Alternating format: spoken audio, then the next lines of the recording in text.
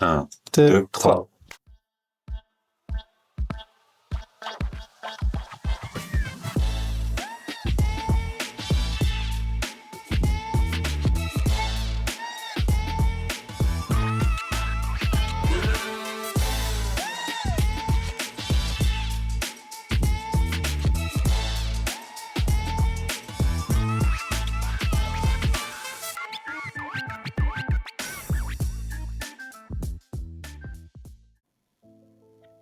Bonjour à tous, je vous fais ce petit message. Si vous souhaitez soutenir le projet, soutenir le podcast et qu'on grandisse de plus en plus, je vous mets un lien en description. Je vous laisse aller le découvrir. J'en profite également pour faire un petit message à la personne qui m'accompagne dans le projet et qui est la personne un petit peu de l'ombre derrière la caméra qu'on ne voit pas. Et merci à tous ceux qui vont soutenir le projet à travers ce lien.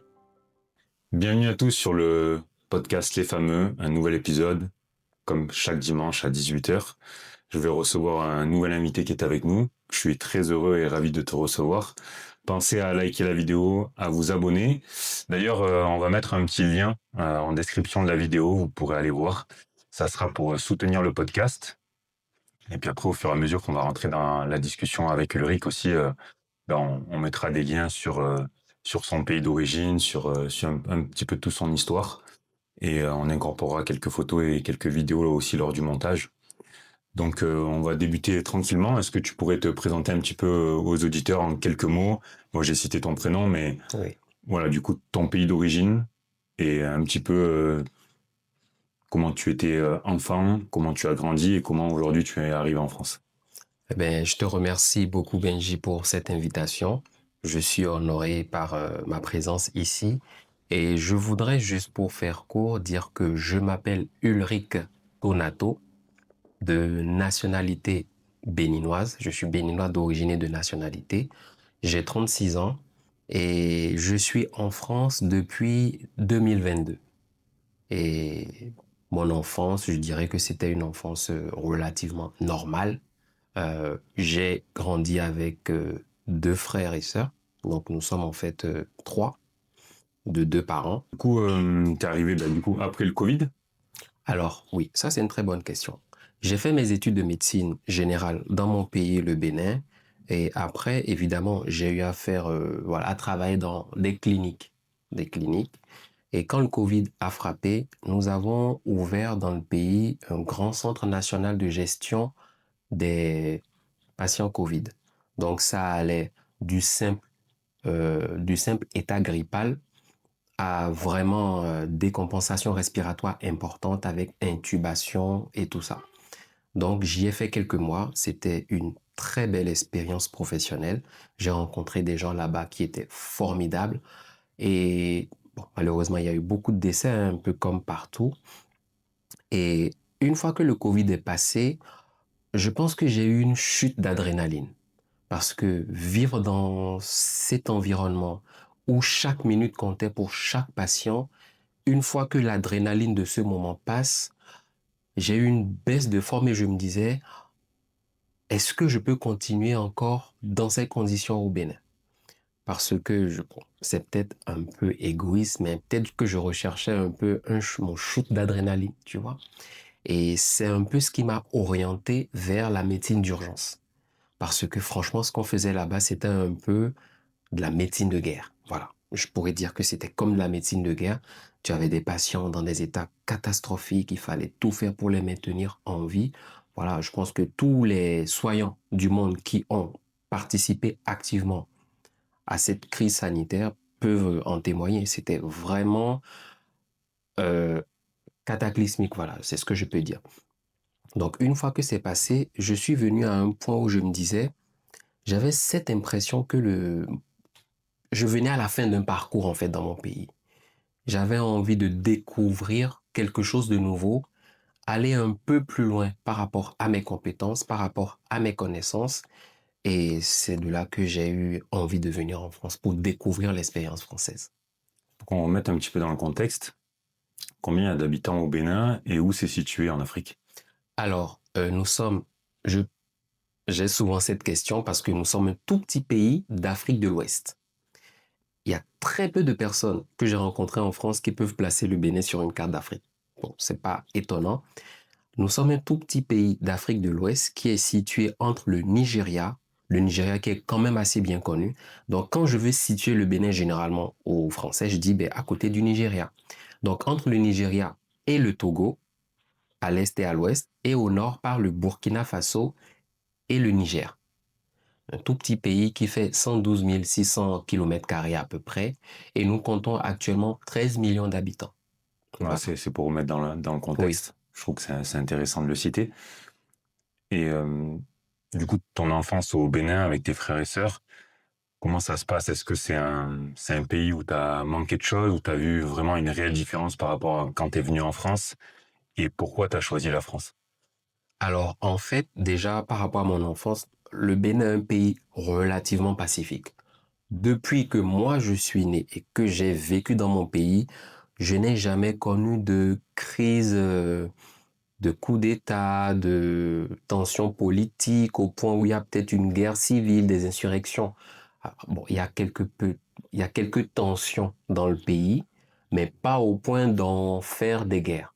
Par contre, nos voisins ont eu beaucoup de tensions politiques, des guerres civiles, des coups d'État. Mais le Bénin restait relativement le calme au milieu de cette tempête géopolitique.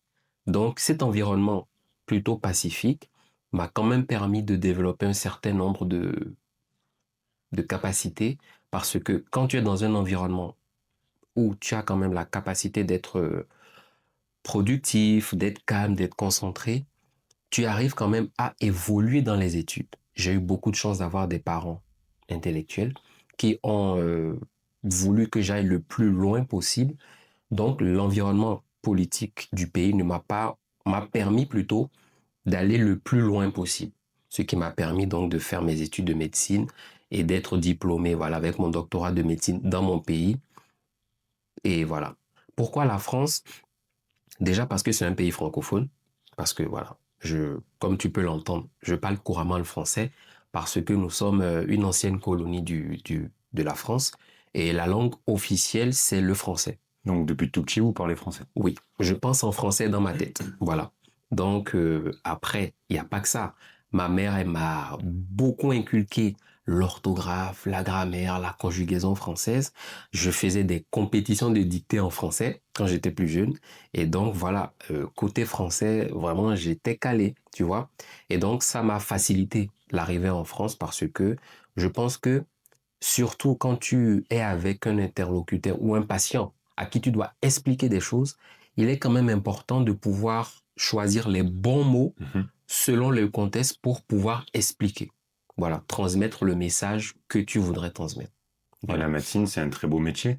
Comment ça se passe pour faire tes études au Bénin en tant que médecin pour comparer un petit peu les parcours entre le Bénin, la France? Oui, c'est une très bonne question. Mais avant de venir en France, je ne savais pas trop comment ça se passait. La seule chose que je savais, c'était qu'il y avait un numerus clausus.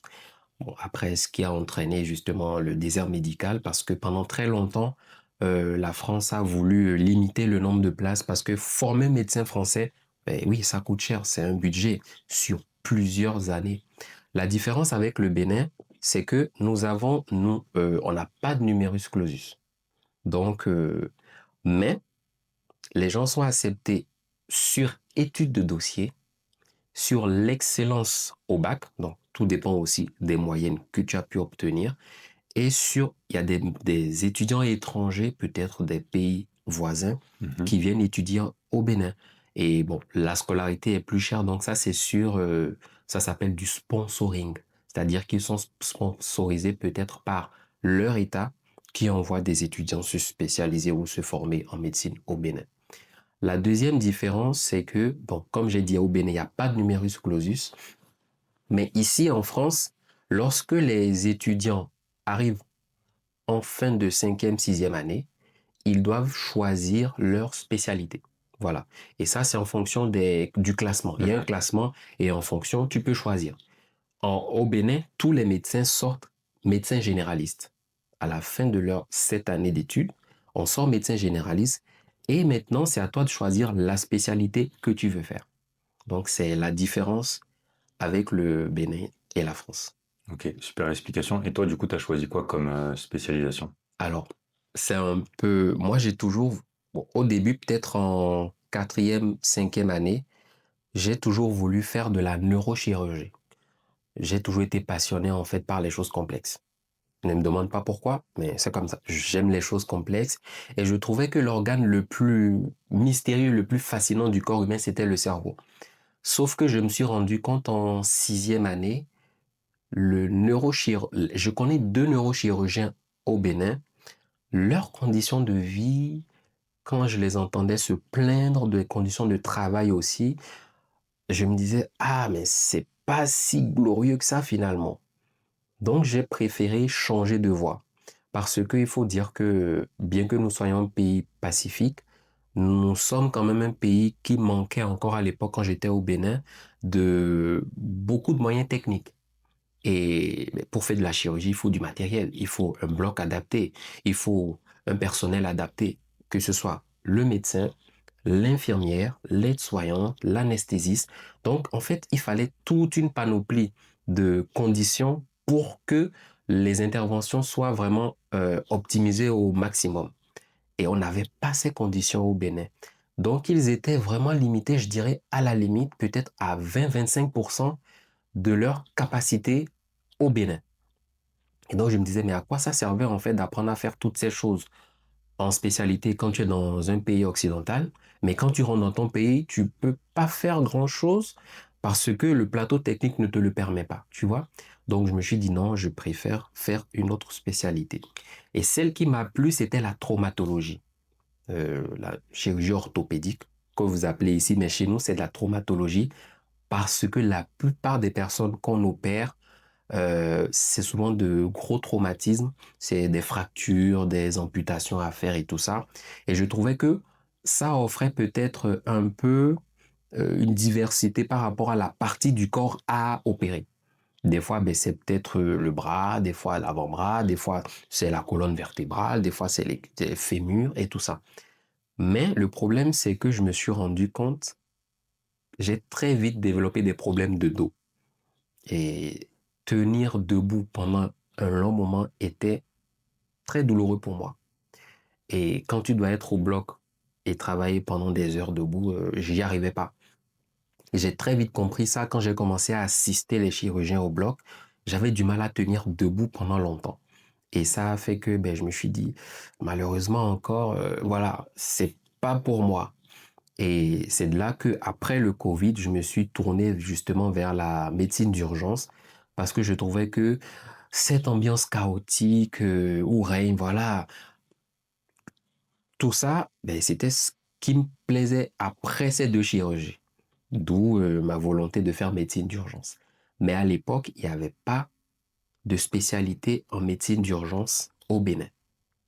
Du coup, quand moi j'ai fini avec l'hôpital pour le Covid, je me suis dit, écoute, c'est ça, ben, je reviens en France, je viens en France, je travaille dans un hôpital et je commence à me projeter vers la médecine d'urgence.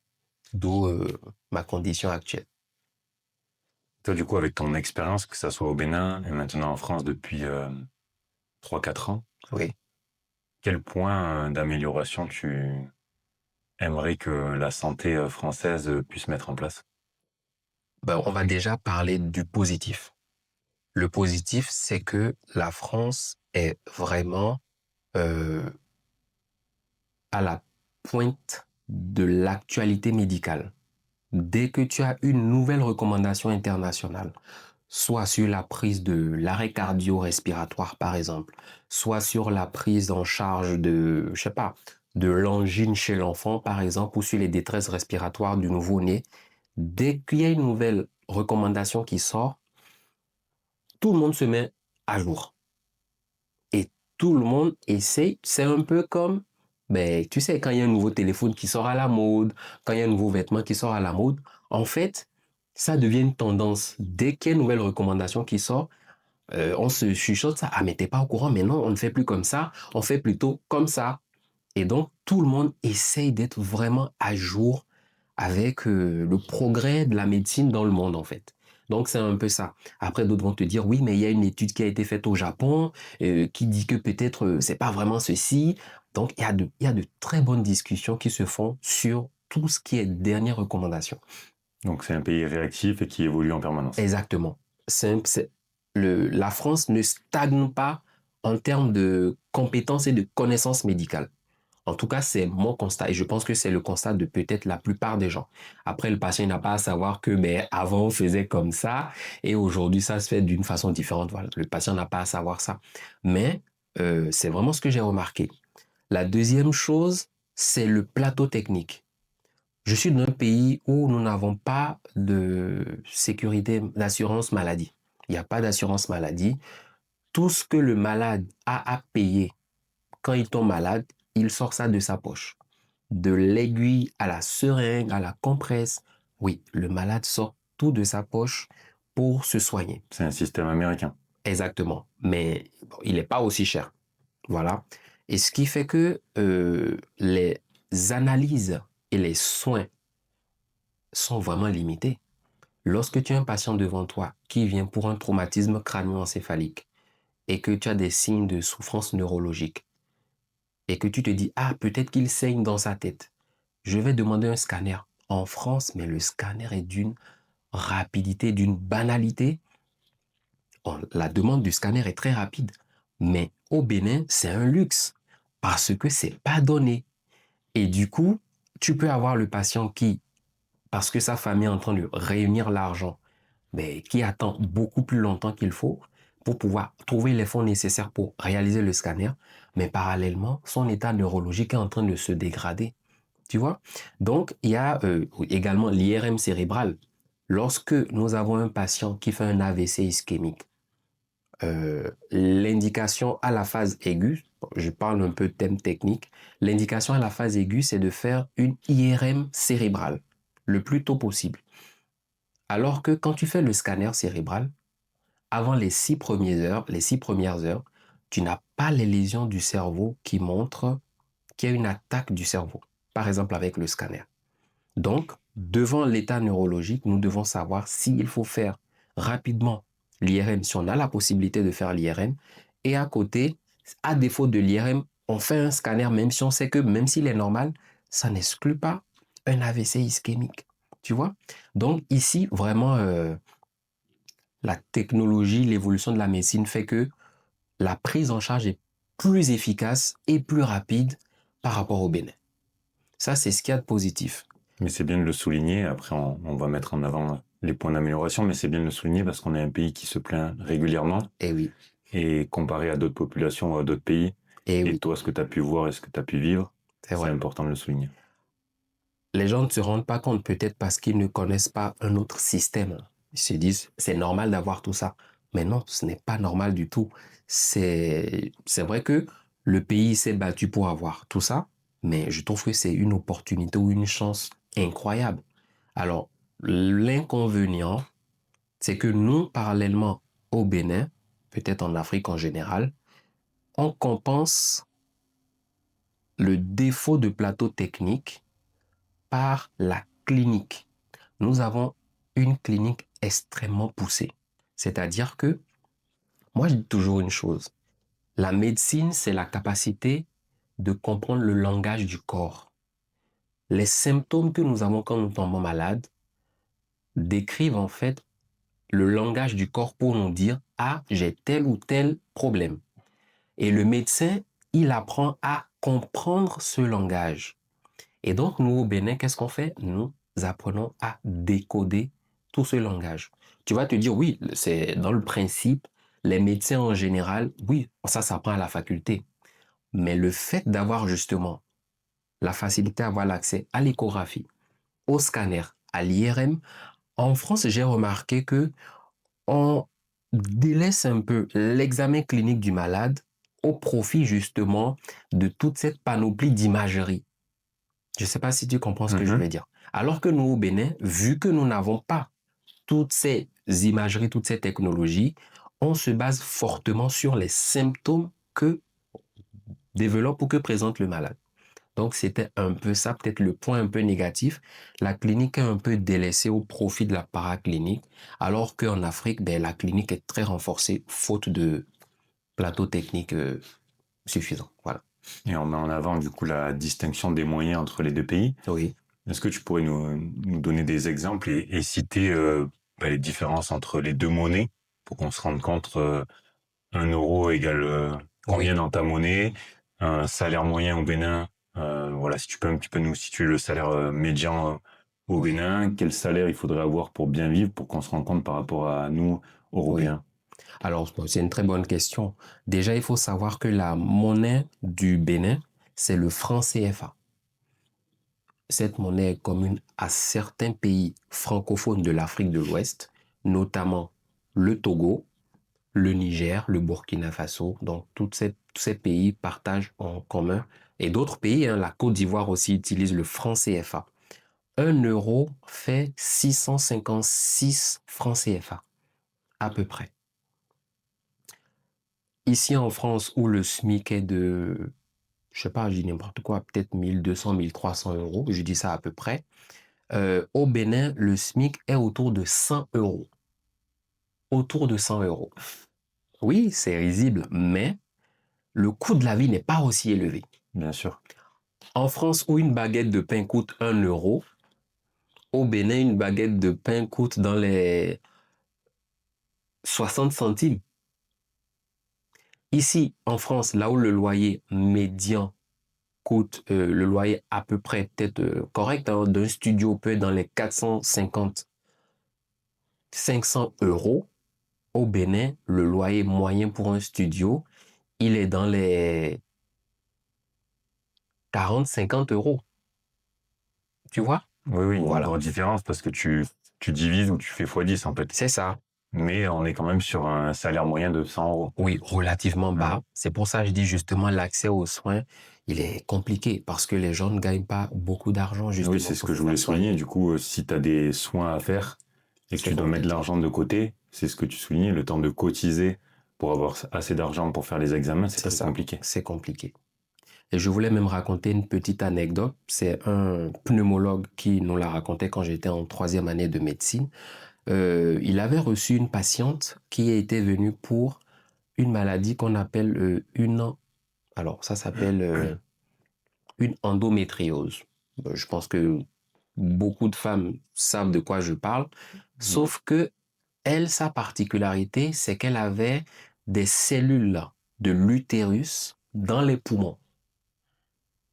Ce qui veut dire que chaque mois qu'elle avait ses menstrues, elle saignait également dans les poumons. Et ça lui entraînait des difficultés respiratoires. Donc il fallait chaque mois faire quoi? Piquer et décharger le sang qui se collectait de trop dans les poumons. Et avant de poser ce diagnostic, elle venait pour détresse respiratoire. J'arrive pas à respirer, j'ai du mal à respirer. On fait une radiographie pulmonaire, on voit que, ah, mais en fait, il y a un poumon, il y a du liquide, en fait, dans un poumon. On ne sait pas ce que c'est. Et il fallait, en fait, faire un scanner pour mieux explorer. Est-ce que tu peux croire qu'elle est revenue 1 an et demi après?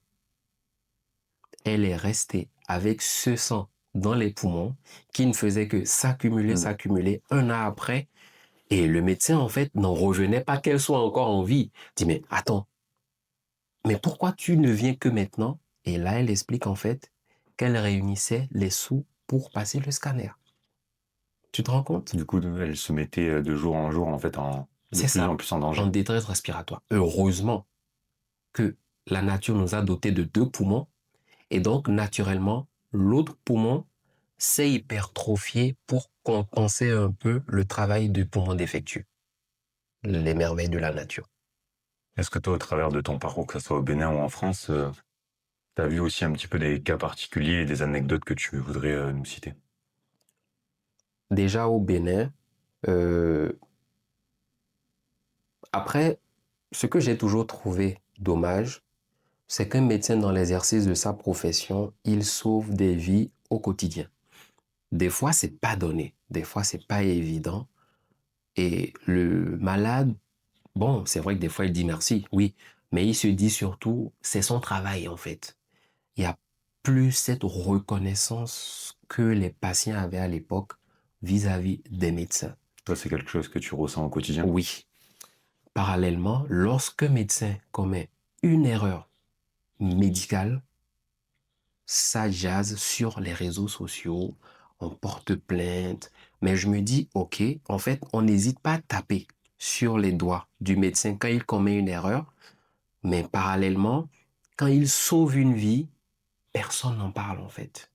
Donc c'est un peu, tu vois, nous sommes c'est un peu prétentieux de dire ça, mais nous sommes des héros de l'ombre en fait.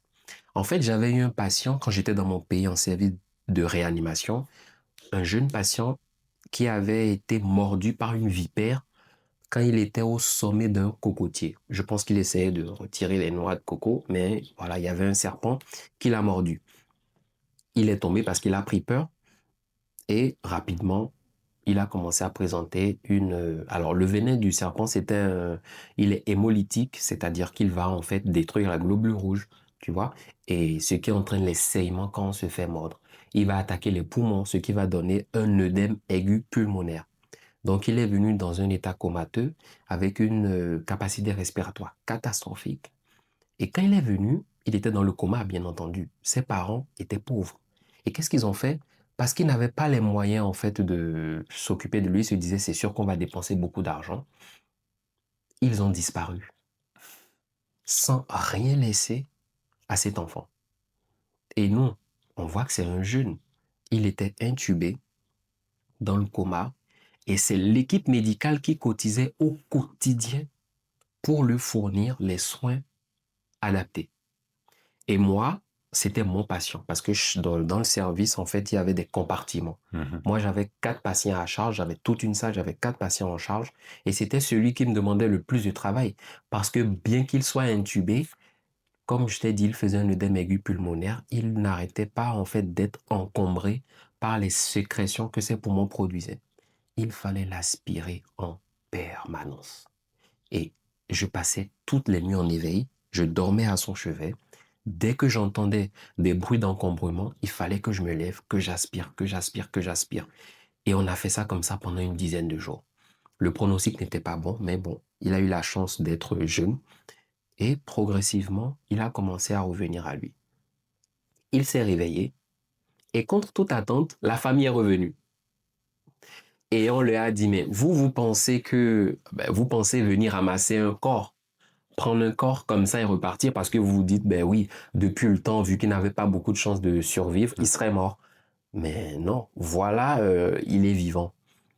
Et bien qu'il se soit réveillé, je n'avais pas à lui dire, écoute, j'ai veillé sur toi toutes les nuits, je me suis assuré que tu ne sois pas encombré et tout ça. Non, il n'avait pas à savoir tout ça.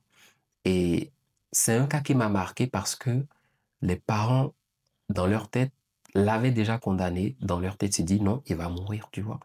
Mais malheureusement, bon, pas malheureusement, heureusement, il a survécu et ils sont revenus, ils ont retrouvé leur enfant. Et tu te rends compte qu'on n'a pas eu un merci de la part de la famille. On n'a pas eu un merci. Ils se sont certainement dit, ouais, mais c'est leur travail en fait. Tu vois? Ouais, c'est marquant comme histoire. Voilà. Et l'histoire que moi j'ai découvert, que j'ai eue ici, qui m'a marqué, c'est quelque chose que j'ai découvert quand je suis arrivé là en France, c'était la solitude. Je me suis rendu compte qu'il y a des gens qui sont tellement seuls. Et en Afrique, nous sommes assez Unis. en communauté. Voilà, c'est un sens qui est très développé en Afrique. Ce que je trouvais triste ici, c'était le cas d'un patient qui était venu dans le coma. Et généralement, quand on n'a pas d'informations, on recherche dans le dossier, on appelle l'infirmière qui s'occupe de lui, on appelle les associations dont il dépend, on appelle le maire de la commune, tout ça, pour avoir en fait de la famille, pour informer. Et tu te rends compte qu'on n'a trouvé personne pour ce monsieur, alors qu'il avait un enfant avec qui il ne parlait plus depuis peut-être 30 ans. C'est le maire qui nous le dit. Oui, mais en fait, il n'a pas de famille. Et mais j'ai trouvé ça d'une tristesse.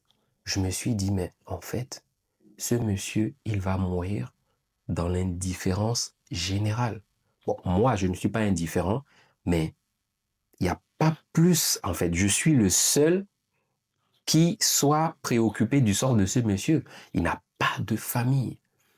Et quand il est mort, on n'a informé que le maire pour que la commune sache qu'il était mort. Mais j'ai trouvé ça d'une tristesse. Et je me suis rendu compte qu'il y a beaucoup de personnes qui sont extrêmement seules, en fait, dans ce pays. Donc voilà. Comment tu fais en tant que médecin et tout ce que tu peux voir au quotidien, les quelques anecdotes aussi que tu nous as citées qui sont très dures, pour arriver à quand même te détacher émotionnellement? Je pense que c'est un peu compliqué. Alors, c'est pas qu'on se détache totalement, mais on apprend à relativiser. Alors, moi, je suis papa depuis peu et Oui, d'ailleurs, je te le redis, félicitations. merci. Avant d'être père, les pathologies infantiles, je m'occupais d'enfants, mais il n'y avait pas de réelle implication émotionnelle. Moi, je trouvais, oh, les enfants, ça pleure trop, ça, c'est difficile à rester calme pour les examiner. Ça m'agaçait un peu plus qu'autre chose, mais il fallait les soigner. Je les soignais, mais je n'avais pas de réelle implication émotionnelle. Mais depuis que je suis père, je suis obligé de m'impliquer émotionnellement quand c'est des petits-enfants. Quand à travers ces patients, ces petits-enfants, je vois mon enfant et je commence à comprendre l'inquiétude des parents. Mm. Donc, tu peux pas avoir un détachement émotionnel par rapport à ce genre de situation. C'est impossible. Forcément, tu partages en fait leur inquiétude, leurs doutes, leurs peurs. Donc, je ne peux pas dire qu'il y a un détachement émotionnel.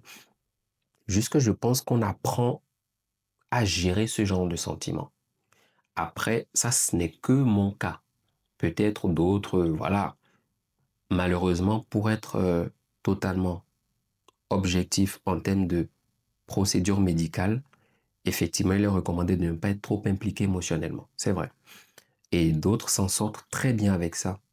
Mais moi, justement, c'est la compassion que je ressens pour mon malade qui fait que je cherche absolument à le soulager, en fait. Donc, d'un côté, ben, l'implication émotionnelle, ça aide. Parce que si tu n'en as rien à faire de ton patient et que tu ne vas le sauver que parce que c'est ton travail, je pense que tu seras moins productif que celui qui est impliqué émotionnellement par rapport à ce patient et qui veut tout faire pour le soulager. C'est mon avis. Si on a des parents ou des étudiants qui nous écoutent, Oui. pour toi, c'est quoi les skills et les compétences qu'il faut avoir pour se lancer, que ça soit en médecine, pour faire infirmière ou dans le domaine de la santé? Quels prérequis pour toi il faut avoir? Il y a une expression médicale. On dit la médecine, c'est le compagnonnage. Ça veut dire que les aînés apprennent aux cadets. Ça a toujours fonctionné comme ça.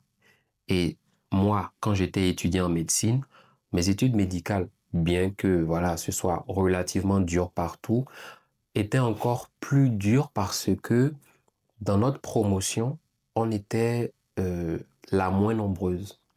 On avait donc, quand on venait dans un service, il fallait se répartir en fonction des jours pour faire des gardes. Et moins on est nombreux, moins il y a de sous-groupes, et plus on enchaîne en fait les gardes, tu vois.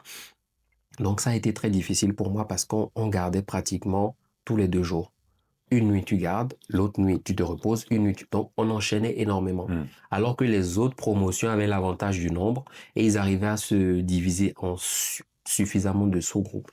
Et j'ai eu la chance justement, en n'étant pas assez nombreux dans notre groupe de stage, d'être vraiment dans le viseur des aînés des professeurs. Donc, tu peux pas te défiler en fait, parce que quand on fait les visites médicales, mais le professeur te pose énormément de questions. Les médecins en spécialité du service vous montraient des tas de choses. Donc, en fait, il faut avoir l'humilité. Je pense que la première chose, justement, c'est l'humilité. Il faut accepter que tu es dans une position où tu ne connais rien, accepter de recevoir l'information. Parce que celui qui pense tout connaître, ben, il n'estimera pas avoir besoin d'apprendre quelque chose, tu vois. Donc, je pense que la première chose, c'est l'humilité d'accepter qu'on t'apprenne ce que tu ne sais pas faire. La deuxième chose, c'est la patience. Parce que tu as une quantité de cours monstrueuse. Il y a beaucoup de choses que tu dois mémoriser. Il y en a les posologies des médicaments, par exemple.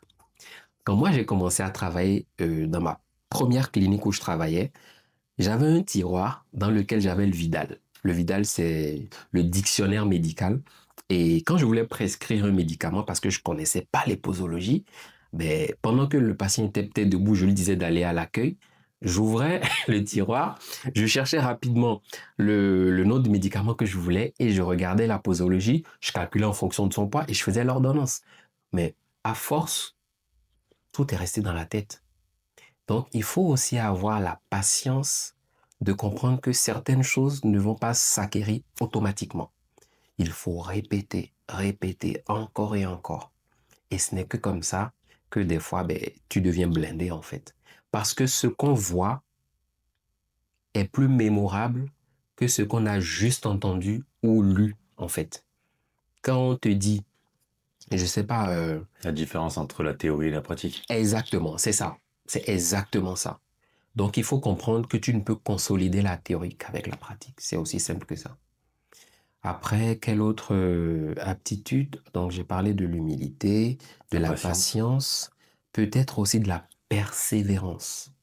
Parce que les études médicales ou les études en santé en général, c'est très éprouvant physiquement et moralement. C'est très éprouvant. Lorsque tu viens de commencer, aussi bien à l'hôpital, en stage, et que tu vois la détresse des personnes, oh, si tu n'as pas le cœur accroché, je pense que tu vis un peu un film triste, mais en direct en fait. Parce qu'il y a tellement de tristesse dans ce que les gens ressentent que si tu ne sais pas faire, ben, je raconte une petite anecdote. J'ai un ami infirmier, quand j'étais en réanimation, il était aussi en stage. Et il me disait que le premier patient qu'il a eu et qui est décédé, qu'il s'est mis à pleurer comme une madeleine. Il pleurait parce qu'il trouvait triste justement que le patient soit décédé. Et les autres anesthésistes, ils disaient, mais qu'est-ce que tu as? Il dit, mais non, c'est le patient qui est mort. Mais c'est pour ça que tu pleures. Va te rincer le visage et tu reviens travailler. Ben oui, parce que eux, ils se sont habitués à ça. Mais lui qui était nouveau dans le domaine, c'était nouveau pour lui. Il n'était pas encore blindé. Exactement. Donc c'est un peu ça. Donc il faut être bien accroché émotionnellement et ne pas se laisser envahir par les émotions. Le patient a déjà assez d'angoisse et d'inquiétude, et sa famille d'ailleurs, a déjà assez d'angoisse et d'inquiétude en lui pour voir encore cela sur le visage du médecin en fait. Le médecin doit être vraiment là pour rassurer, pour apaiser. Donc il doit vraiment montrer l'attitude de quelqu'un de calme et de professionnel. Voilà. Donc, patience, persévérance, humilité. Et aussi le cœur accroché. Voilà. C'est ce que je dirais. Qu'est-ce que tu soulignerais ou qu'est-ce que tu mettrais en avant pour essayer de aller contre le fait qu'on soit en désert médical dans notre pays? Alors, déjà, c'est même, on va dire, à cause de ce désert médical que la France a permis à des médecins étrangers d'arriver en France. Et franchement, je n'ai pas l'impression que peut-être ça règle peut-être partiellement le problème. Certains services continuent de tourner à cause de médecins étrangers. C'est un peu comme quand tu as une jambe en plâtre et que tu te déplaces avec des béquilles. Ça te permet de te déplacer, mais ça ne règle pas le problème de ta jambe. Là, j'ai vu qu'effectivement, le numerus clausus a été aboli. Sauf que, justement, former un médecin, ça prend du temps. Et j'ai l'impression que l'état mental des étudiants en médecine d'aujourd'hui n'est plus celui qu'il était il y a quelques années parce que, bon, peut-être que ça a toujours existé, c'est peut-être à cause des réseaux sociaux que on en entend plus parler, mais il y a beaucoup de burn-out en fait au sein de la corporation estudiantine en médecine. Beaucoup sont submergés déjà par le poids des cours, par le poids des gardes, par le poids émotionnel des services, par le stress au quotidien. Et je pense qu'il y a quand même un certain nombre qui débranchent en fait en cours de route. Donc, oui, c'est une très bonne chose d'augmenter le nombre de places en médecine, mais si parallèlement, il y en a aussi beaucoup qui débranchent, ça ne règle pas le problème. Mais le problème, c'est qu'on ne peut pas baisser le niveau des études en médecine. on va pas former de bons médecins. Donc, c'est un peu contre-productif. Et je vais rajouter que peut-être la plupart des internes en médecine que moi j'ai connus en France, quand ils finiront, ils veulent travailler dans des grandes villes. Ils ne veulent pas aller dans les petites régions, dans les villages et tout ça. Non, ils veulent pas, c'est pas dans leur programme. Donc, former plus de médecins, d'accord, mais si la plupart d'entre eux veulent rester dans les grandes villes, que deviennent les petites régions? Oui, ça règle pas les problématiques pour les petits hôpitaux, C'est ça. pour les patients qui... Pour les cabinets, dans les villages, en fait, je connais beaucoup de médecins, quand ils ferment leur cabinet, il n'y a pas de médecin pour les remplacer. Toute sa patientèle est livrée à elle-même. Tu vois, donc c'est un peu difficile, en fait. Voilà. Est-ce que tu souhaiterais mettre en avant et souligner ton idée de projet que tu voudrais à moyen terme, à long terme, mettre en place dans ton pays? Alors déjà, je te l'ai pas dit, mais franchement, euh, j'ai énormément appris en France. Ça m'a vraiment appris de redécouvrir la médecine autrement. Et comme je t'ai dit, cette quête des dernières recommandations et tout ça, ça nous met en alerte en fait pour vraiment être à jour au niveau de la connaissance médicale. Et donc, ben, moi, en quittant le Bénin, j'avais beaucoup de patients que je suivais. Et jusqu'aujourd'hui, il y en a beaucoup qui me contactent parce qu'ils ont X ou Y problème. Ils ont fait le tour un peu de quelques médecins, ils n'ont pas eu de solution et ils me soumettent leurs problèmes. Mais justement, grâce à ce que j'ai acquis ici, j'arrive à plus facilement qu'avant trouver les bons diagnostics. Je dis, ah, je pense que c'est telle pathologie, vous devrez aller faire telle ou telle analyse et je pense qu'on aura la confirmation ou pas. C'est ce qui fait que justement, beaucoup de gens de mon pays me contactent quand ils ont des problèmes de santé. Après, je trouvais justement qu'en étant en France, j'aidais aussi beaucoup mon pays. Et je me disais, mais en fait, l'idée, c'est d'ouvrir en fait une clinique dans mon pays où je pourrais justement m'occuper de patients et pouvoir leur venir en aide de façon efficace. Voilà. Donc toi, ton but d'ici quelques années, ça serait d'ouvrir une clinique au Bénin Oui, pour essayer, avec l'expérience que tu as aussi acquis en France. en faire profiter mon pays. Ok. C'est ça. Est-ce que on pourrait en parallèle parler de l'importance que pourrait avoir le sport pour les personnes, en parallèle aussi de la médecine, tous les bienfaits qu'il peut avoir de pratiquer du sport? Et puis après, toi, à titre personnel, qu'est-ce que le sport t'a apporté? Alors, il faut savoir que j'ai toujours été quelqu'un d'assez mince. Je n'ai jamais eu de problème de poids en règle générale. J'ai toujours, au contraire, voulu toujours chercher à prendre des kilos, même si c'était difficile. De mes 16 ans à mes 28 ans, je suis resté à 64 kilos. J'ai pas bougé. Et par contre, je remarquais que quand je commençais à faire des pompes, je me développais toujours assez vite. Voilà, parce que Là, pour remettre le contexte, avec Ulrich, on s'est connus à la salle de sport. c'est ça. Donc tu as commencé un petit peu à faire des pompes Et pour te ben, développer. voilà, la première chose que les gens remarquaient, que, ah, mais dis donc, t'as pris des pecs, t'as pris des épaules. Et je me dis, ah, mais c'est bien. Donc, du coup, la meilleure solution, c'est de commencer à faire du sport. Et je m'y suis vraiment mis peut-être à 29 ans et j'ai pris 10 kilos en 6 mois. Je n'avais jamais pu en mangeant, en faisant tout, mais dès que j'ai commencé le sport, j'ai pris du poids. Mon corps s'est transformé, j'ai renouvelé toute ma garde-robe et j'étais super fier de moi parce que justement, mais mon environnement, mon entourage me le faisait remarquer. Et ce que ça m'a permis de découvrir, c'est que déjà la première chose, il y a certains muscles qui sont utiles en médecine, notamment le triceps brachial. Le triceps brachial, c'est ce muscle que nous avons à l'arrière du bras.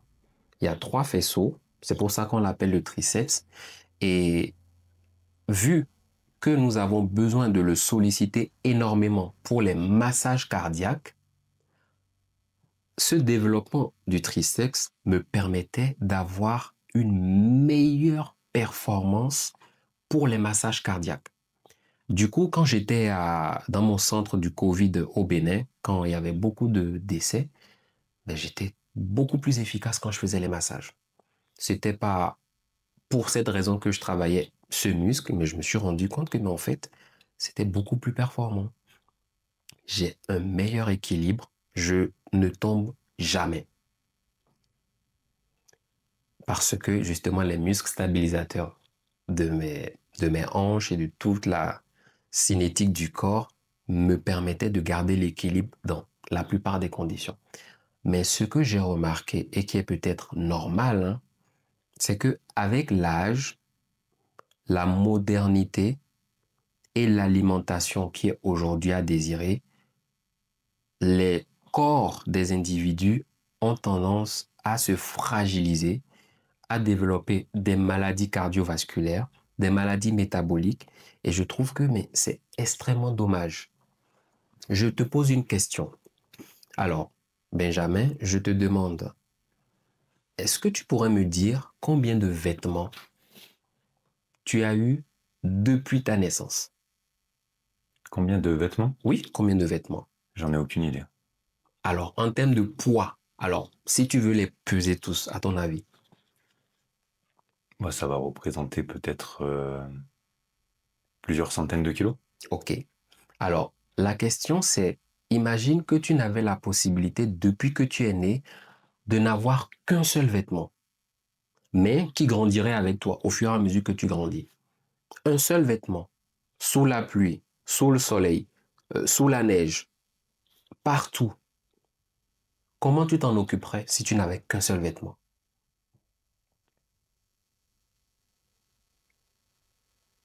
Elle est difficile, hein? Comment je m'occuperais d'avoir un seul Oui, vêtement? comment tu te entretiendrais ce vêtement?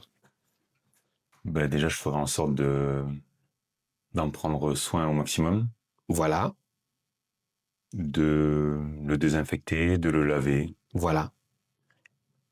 Tu feras tout pour qu'il soit propre au maximum au quotidien. Pour l'hygiène Exactement. et pour ton bien-être dans ta vie de manière générale. Parce que le vêtement, en plus, c'est important de porter un vêtement que tu aimes bien porter pour toi. Voilà. Et en plus, avec une bonne hygiène pour ton corps. Exactement. Mais considère justement que notre corps est le seul vêtement qu'on aura réellement tout au long de notre vie. On n'aura pas de corps de rechange. Nous naissons dans ce corps, nous mourrons dans ce corps.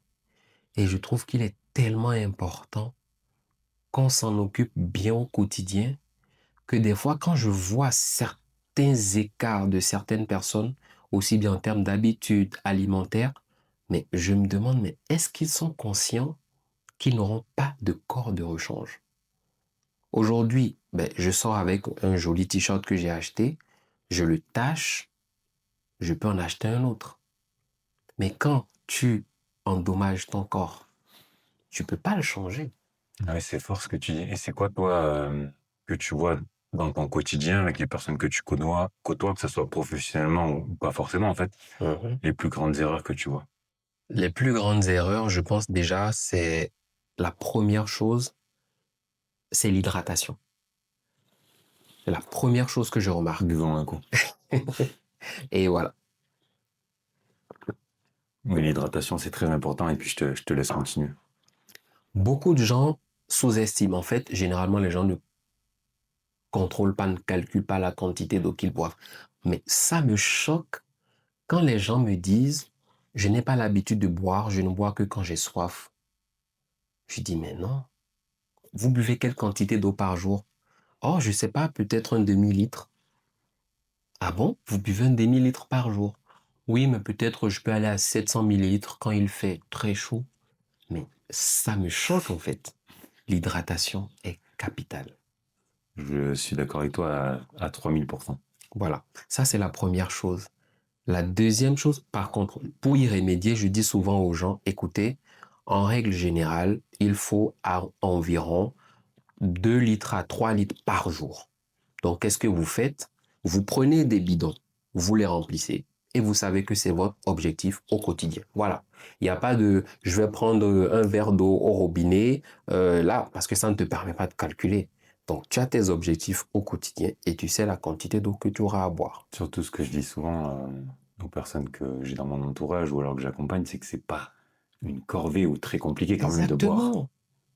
Et il y a certains qui disent, oui, mais j'aime pas le goût de l'eau. Je dis, mais attendez, sérieux? C'est en fait la même réflexion que font ceux qui disent, je n'aime pas prendre les médicaments. J'aime pas les comprimés. Je dis, mais en fait, c'est pas des trucs qui sont faits pour être aimés. La logique derrière la création de médicaments, c'est pas pour être aimé. C'est pour remplir un rôle et c'est tout. On ne te demande pas d'aimer le médicament, tu vois. Donc, j'arrive pas à comprendre ces choses-là. Ça, c'est la première chose. La deuxième chose, c'est surtout par rapport à l'alimentation. Tu sais, souvent dans les pubs, quand ils font les pubs d'aliments à la télé, ils mettent ne mangez pas trop gras, trop sucré, trop trop... salé. Voilà. Mais en fait, c'est tellement vrai. Moi, par exemple, j'ai arrêté de consommer du sucre depuis à peu près 1 an. Je ne prends plus de sucre blanc. Je ne prends plus de biscuits, de bonbons, de chocolat, Soda. voilà, tout, j'en prends plus. Mais j'ai remarqué un grand changement dans mon corps parce que j'ai toujours été un migraineux. Voilà. Je suis quelqu'un qui a régulièrement des migraines, j'ai tout le temps des migraines. Et je peux te promettre, je peux te jurer que le premier mois où je n'ai pas pris de sucre, je n'ai pas eu de maux de tête. Je n'ai pas eu de maux de tête, mais je trouvais ça incroyable. Je me dis, mais comment c'est possible? Parce que, en fait, le sucre augmente l'inflammation dans le corps. Et cette inflammation peut intervenir aussi bien au niveau des articulations, par exemple, quand vous faites du sport, au niveau du tube digestif, au niveau des yeux, au niveau du cerveau. En fait, tout ça, c'est la première chose que j'ai remarqué quand j'ai arrêté le sucre. Et il y avait aussi quelque chose que je n'avais pas compris avant. Tu sais, quand tu prends un petit déjeuner très sucré le matin, tu as très vite faim avant midi. Ouais, t'as un crash de la glycémie. Mais tu as ta glycémie qui chute parce que l'insuline est montée très haut après ton alimentation sucrée et tout le sucre est rentré dans les cellules et tu passes en hypoglycémie. Et tu as super faim. Et je n'arrivais pas à comprendre pourquoi certains jours, j'ai pas très faim. Et d'autres jours, j'avais super faim. Et dès que j'ai arrêté de prendre du sucre, ma glycémie se normalise, je n'ai plus de pic d'insuline et je me sentais en pleine forme en permanence. Oui, t'avais la même jauge d'énergie sur l'ensemble de ta journée. C'est ça. Et c'était incroyable parce que moi, avant, j'étais toujours fatigué. Je pense que je souffrais de fatigue chronique. Je suis fatigué au réveil, quelle que soit l'heure à laquelle je dormais. Le lendemain, j'étais toujours fatigué. Et je me demandais, mais pourquoi je suis toujours aussi fatigué alors que je ne suis pas malade? Et là, depuis que j'ai arrêté le sucre, je me réveille en pleine forme. Je suis plus performant à la salle de sport et j'ai les idées claires en fait. Du coup, pour avoir quand même de l'énergie, parce qu'il faut du glycogène, il faut du glucose, Oui. ça va être quoi? Est-ce que tu prends des fruits? Du coup, après, je présume que ça va être beaucoup de riz, de pâtes. Voilà un petit peu les quantités. Est-ce que tu vas aussi chercher dans les légumes, style les carottes, la patate douce? Alors en C'est quoi un petit fait, peu ton protocole, si je puis dire, par rapport à ça? ok. Alors en fait, il faut dire que j'ai décidé d'arrêter le sucre du jour au lendemain. Je n'ai pas commencé progressivement. Je me suis juste dit, ça suffit, j'arrête et j'y suis arrivé. Ce n'est pas le cas de tout le monde, hein. Beaucoup de gens vont faire des carences, vont faire un syndrome de sevrage. Ils vont être en manque de sucre parce que c'est très addictif pour le cerveau, C'est une drogue, justement. hein. Exactement. Et moi, en fait, quand j'ai décidé d'arrêter, j'avais des envies de sucre uniquement quand je faisais de grosses séances à la salle de sport. Je me dis, oh, il me faut du sucre. Mais je prenais des fruits. Je prenais des fruits. Il faut savoir que le corps humain, l'introduction du sucre raffiné est vraiment récente dans l'histoire de l'humanité. Il y a quelques siècles, le sucre n'existait pas. Et pourtant, les gens allaient bien. Donc, le corps sait fonctionner sans sucre. Le corps sait transformer ce que nous mangeons en sucre. Quand nous parlons de sucre lent, le corps s'est transformé des choses en sucre. Donc, le sucre blanc lui-même, le saccharose, comme on l'appelle, le corps n'en a pas réellement besoin. Tu peux avoir une alimentation sans sucre et consommer des fruits, ce qui est naturel, pas beaucoup non plus, et être en bonne santé. Le sucre n'est pas indispensable au corps. Au contraire, c'est un poison pour le corps, en fait. Mais malheureusement, comme il est addictif et que les industries agroalimentaires veulent se faire, voilà, beaucoup de profits, voilà, on en met beaucoup pour gaver les patients, pardon, les clients. Oui, puis la problématique que je mettrais aussi en parallèle du sucre, c'est que on a cette tendance que le sucre soit en guise de récompense, de dopamine. Tu vas donner un bonbon à un enfant pour le récompenser de quelque chose. Et du coup, tu as ça en fait depuis l'enfance, que le sucre est là pour te récompenser de quelque Oui. chose. Et je trouve ça quand même assez problématique. C'est un biais psychologique. C'est vrai on ne s'en rendait pas compte quand on était petit. Oui, mais sois sage et tu auras telle chose. Mm. Et généralement, on récompensait toujours par des friandises, des bonbons, des yaourts. C'est ça, Moi, finis bon, ton assiette, tu c'est ça. auras le dessert. Moi, comme je t'ai dit, mon bébé, par exemple, je ne voudrais pas le rendre addict au sucre.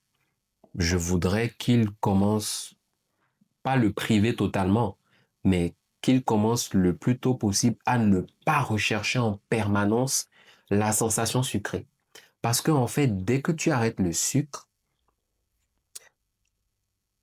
tes papilles gustatives perdent l'habitude de tout ce qui est sucré. Et quand tu regoutes à nouveau quelque chose de sucré, mais tu te rends compte à quel point c'est extrêmement sucré. Parce que je vais dire, tu t'es dépapillé en fait. Tu as perdu cette intensité habituelle que ta langue avait par rapport aux sensations.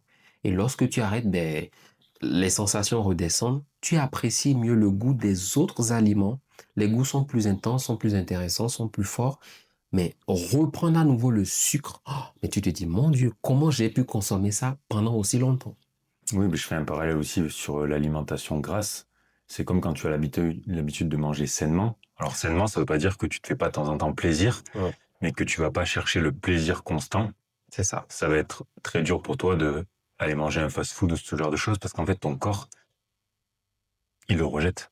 C'est ça. Il le rejette parce que ça fait très longtemps que tu n'as pas mangé ce genre de choses et donc il préfère manger plutôt des légumes, du Mm. riz ou ce genre de choses. Et des fois, c'est dur dans la société de faire comprendre ça.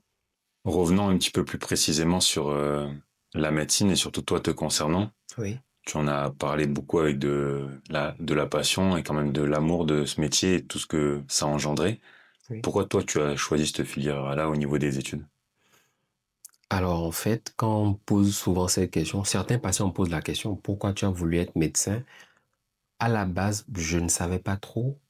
J'ai toujours juste su que je voulais être médecin. Je ne me suis jamais imaginé faire autre chose que médecine, en fait. C'est bizarre, mais je ne sais pas pourquoi. Et je n'ai pas été influencé par quelqu'un de mon entourage Oui, qui était c'est pas médecin. ta maman, ton Voilà, papa non, qui t'a mes dit parents ne sont pas médecins. Euh, la seule personne qui était médecin dans ma famille, c'est une sœur à mon père, mais je me suis pas vraiment inspiré d'elle. Je pense que ça, c'est apparu spontanément. Après, quand j'avais 7 ans, je préférais suivre des documentaires de médecine plutôt que d'aller jouer au foot avec mes amis. Donc, je pense que c'est venu tout seul comme ça. Et après, je pense que peut-être, maintenant que j'y repense, c'est peut-être parce que j'ai toujours été de nature curieuse. J'aime comprendre le fonctionnement des choses. Donc, c'est peut-être partie de cette volonté, cette curiosité de pouvoir comprendre l'une des choses les plus complexes que la nature est faite, en fait, l'être humain, tu vois. C'est aussi ça peut-être qui m'a orienté vers la neurochirurgie, qui malheureusement, voilà, n'a pas pu être faite. Et après avoir été médecin, j'ai découvert que j'avais une très grande capacité d'écoute. Je suis très attentif à ce que les gens me disent, à ce que les patients me racontent comme problème. Et je ne sais pas si c'est peut-être la profession qui m'a fait développer ces aptitudes ou si c'est peut-être parce que j'avais déjà ces aptitudes que j'ai voulu être médecin. Je ne sais pas. On a parlé un petit peu de ton projet après dans l'avenir, Oui. mais voilà, 36 ans, t'es encore quand même relativement jeune, Mm. disons-le. Oui. Ça serait quoi aussi tes autres envies à titre professionnel au travers de la médecine? Alors, je veux être addictologue. C'est un peu bizarre. En fait, depuis quelque temps, je pense à ça. J'ai envie d'être addictologue, mais je n'arrivais pas à comprendre en fait d'où vient cette envie d'être addictologue. Parce que je me rends compte aussi que dans mon pays, il n'y a pas de centre de désintoxication, par exemple. Il y en a pas. Et je me disais, je peux être addictologue et ouvrir le premier centre, voilà, comme ça, au Bénin. Et après, en discutant avec une amie, Marika, je te fais un coucou, je me rends compte en fait que il y a eu un drame dans ma famille. C'est le décès de mon frère, que je dépasse de 1 an, et qui est mort en fait dans des circonstances qu'on ne sait pas en fait, qu'on ne pourrait pas expliquer. Je te permets de te raconter un peu. Euh, je descendais de gare de matin, je rentrais chez moi. Donc tu étais déjà diplômé. Oui, j'étais déjà diplômé. Je rentrais chez moi et je fais un détour pour aller rendre visite à un ami, ce que je ne fais jamais. Donc je vais chez l'ami, on discute. Et quand je rentre, je vois mon frère allongé dans la cour de la maison, dans un état de semi-conscience. Il est éveillé, mais il répond pas. On comprend pas en fait ce qu'il a. Donc j'appelle mon père. Je dis, ah bon, écoute, mon père, voilà, il y a mon frère qui a un problème, je sais pas ce qu'il a, mais je constate qu'il a de la fièvre. Il n'arrive pas à me parler. Je lui pose des questions, mais il ne répond pas. Donc je me dis, bon, peut-être il fait le paludisme parce que c'est une maladie qui est très fréquente en Afrique. Mon père vient, on achète des antibiotiques et on l'amène à l'hôpital. Il rentre dans le coma, on fait des analyses, mais on ne sait pas ce qu'il a. Sauf que mon frère, en fait, il avait des addictions à des drogues, mais on ne sait pas en fait à quelle drogue en fait il était addict. Et nous n'avons malheureusement pas de centre de toxicologie. On ne pouvait pas à l'époque faire un prélèvement sanguin et des urines pour rechercher des toxiques en fait dans le sang. Peut-être qu'il faisait une overdose, on ne sait pas en fait. Et qu'il aurait fallu trouver peut-être le bon antidote pour pouvoir l'aider. Mais tout compte fait, il faisait de la fièvre. Donc nous sommes partis sur l'hypothèse d'une méningite. On fait une ponction lombaire. Malheureusement, son état se dégrade rapidement parce qu'en fait, on ne sait rien. On ne sait pas ce qu'il a. Et on n'arrive pas à trouver en fait ce qu'il a. Malheureusement, il décède devant moi en service de réanimation et c'est moi qui initie le massage cardiaque. On essaye de le réanimer. Malheureusement, voilà, il finit par mourir. Et quand on a après les résultats de la ponction lombaire, on voit qu'il y a un peu de globules blancs dans son liquide cérébrospinal qui peut faire penser à une méningite virale, probablement. Et son décès, je me suis rendu compte que ça m'a marqué dans la mesure où justement, je ne savais pas ce qu'il avait. Je n'ai pas pu avoir l'histoire de ce qu'il avait eu, ce qu'il a pu emmener là, je ne savais rien. Et ça m'a permis de tirer 2 conclusions. L'histoire que le malade raconte contient 70% du diagnostic de son problème. On ne s'en rend pas compte, mais il est tellement important d'écouter, nous soignants, d'écouter les plaintes, d'écouter l'histoire du patient. J'ai un collègue qui dit souvent, lorsque tu vois le motif d'arrivée du patient, tu as peut-être 5 hypothèses diagnostiques.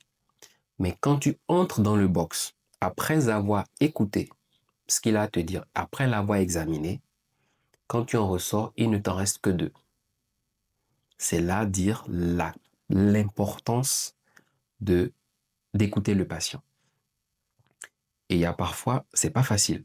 Certains ont tendance à te balader un peu, mais c'est à toi de les recentrer, de poser les questions dont toi tu estimes l'importance. Et je pense que ça aide énormément. Donc, je suis vraiment à l'écoute. Je peux prendre 10 minutes, 15 minutes à écouter le patient tant que je ne comprends pas ce qu'il essaie de me faire comprendre, mais je ne sors pas du box. Je prends vraiment le temps d'écouter, d'écouter. Et la deuxième chose, c'est surtout par rapport aux addictions. Je pense que c'est un véritable poison par rapport à tout ce qui a tendance à dégrader le corps, par exemple. Il y a aussi les drogues, l'alcool, la cocaïne, le cannabis, tout ce qu'il y a comme drogue, les amphétamines et tout ça. Donc, tout ça aussi. Et je pense que c'est peut-être ça qui a motivé mon désir qui était inconscient jusque-là de vouloir faire de l'addictologie pour aider en fait les personnes en situation d'addiction. Voilà. Ok. Ah ouais, c'est assez touchant ce que tu nous as raconté là. Pour partir sur quelque chose de plus léger, toi, à côté de la médecine et de, on va dire, ta passion, parce qu'on ressent que tu es passionné par ça, quels sont aussi tes hobbies quand tu nous as cité la musculation, tu peux développer un petit peu plus si tu veux à quelle fréquence tu y vas. Est-ce qu'après tu aimes bien écouter la musique? Si oui, quel type de musique? Des musiques peut-être africaines que tu veux mettre en avant? Des artistes qui sont issus de là-bas? Des humoristes? Enfin voilà, si tu veux dire un petit peu plus de panel sur toi. Après, les gens le savent, les médecins sont des humains comme les autres. Donc, nous avons aussi des passions, des hobbies et tout. Moi, personnellement, à part la musculation, j'aime beaucoup les mangas. Je suis un fan absolu de mangas. Je passe mon temps à les dévorer. Je Donc, suis dans plein de manga féroces. quoi, en livre? En Ou, livre, en, ou plutôt à en regarder BD, en animation. ok. J'adore Tout tout ce type de qui est manga. manga. Exactement. Je suis un cinéphile absolu. Je suis fan, un peu moins maintenant parce que la trend est en train de redescendre, des films de super-héros par exemple, tu vois. Quand j'étais petit, j'ai été très vite initié à la lecture. Donc j'adorais lire les BD, Is No Good, Astérix et Obélisque, Picsou, Mickey, mais je dévorais ça. J'avais un oncle qui travaillait dans une librairie et chaque fin du mois, il me ramenait les BD invendus. Oh, j'adorais cette époque. Je lisais, mais j'adorais ça. Après, le premier manga qui m'a vraiment marqué, c'était Dragon Ball. Dragon Ball, voilà, qui a vraiment marqué l'enfance des gens de ma génération. Et après, il y en a eu d'autres. Et là, nous sommes en plein One Piece. Je pense que tu dois connaître. Mhm. One Piece, Demon Slayer, L'Attaque des Titans, qui est un manga qui m'a beaucoup marqué du fait de, voilà, la narration, la manière dont c'est tissé. C'était très bien écrit comme manga. Et bon, après ça, j'aime beaucoup aussi les séries. J'aime tout ce qui est invasion extraterrestre, monde post-apocalyptique, euh, les séries et les films d'horreur, j'adore. Pour moi, un bon film d'horreur se regarde seul dans le noir. Et quand je finis et que je dors et que je fais un cauchemar sur ça, je suis en kiff total. Voilà. Ah oui, tu te mets vraiment dans le contexte. Ouais, Et je vis les expériences à fond. Donc ok. voilà un peu. Après, en termes de musique, c'est quoi les artistes issus du continent africain qui Oui. sont un peu sur la trend en ce moment? Alors actuellement, il y a eu un temps où il y avait la musique togolaise, un groupe qui s'appelle Toufan. Ils sont deux, ils ont fait danser toute l'Afrique. Là, actuellement, on les entend moins, mais ils ont fait de très belles chansons. Et là, nous sommes beaucoup plus sur le Nigeria. Le Nigeria et le Ghana. Le Nigeria, nous avons Arya Star, qui est une très grande chanteuse, Arya Starr, nous avons Wizkid, nous avons Davido. C'est des gens que j'écoute beaucoup. Après, il y a le Nigeria, il y a aussi le Congo avec un style de musique qu'on appelle la rumba. C'est un peu un style voilà, dansant, très entraînant. Et voilà, je pense que c'est ce que je peux citer. Avant qu'on termine l'épisode et que je te laisse le carte blanche pour le mot de la fin, pensez à partager ce magnifique épisode que j'ai eu le plaisir d'animer et de te recevoir encore une fois. C'était un vrai plaisir. Donc voilà, partagez l'épisode, likez, abonnez-vous, activez la petite cloche pour recevoir les notifications de toutes les sorties, de tous les épisodes. Le dimanche à 18h, on est disponible sur YouTube, Spotify et Deezer. Je te laisse le mot de la fin, ta carte blanche. Est-ce que tu nous résumerais en un mot, en une phrase, ta philosophie de vie de manière générale? Oui, je dis toujours une chose. La vieillesse se prépare dans la jeunesse. Aussi bien tu t'occupes de ton corps quand tu es jeune, mieux il te portera quand tu seras plus âgé. Donc, prenons soin de nos corps. Voilà. Merci beaucoup. Je t'en prie.